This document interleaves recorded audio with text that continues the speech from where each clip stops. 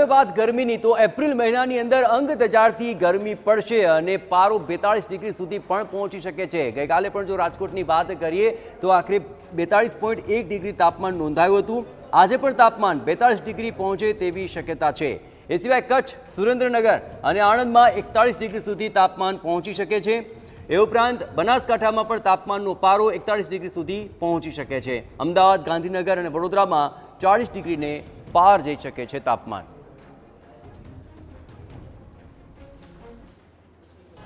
આવનારા દિવસોમાં ફરી એક વખત કમોસમી વરસાદ ગુજરાતમાં જોવા મળશે।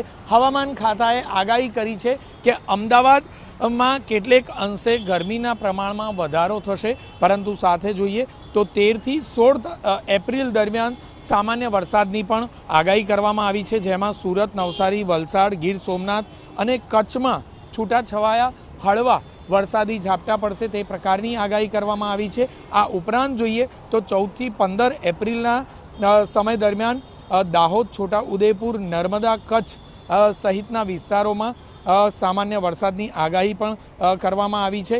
સૌરાષ્ટ્ર કચ્છના જે દરિયાકાંઠાના વિસ્તારો છે તે તમામ દરિયાકાંઠાના વિસ્તારોમાં અકળામણનો અનુભવ થશે।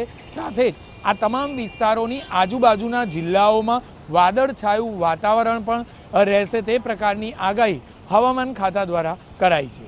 કેમેરામેન વિવેક ઠાકોર સાથે જિગ્નેશ પટેલ, TV9 અમદાવાદ। જોકે છેલ્લા 10 મહિનામાં ગરમીએ તમામ રેકોર્ડ તોડી નાખ્યા છે અને 174 વર્ષમાં 2023નું વર્ષ સૌથી વધુ ગરમ રહ્યું છે। 10 મહિનામાં ગરમીએ વૈશ્વિક સ્તરે નવા રેકોર્ડ બનાવ્યા છે।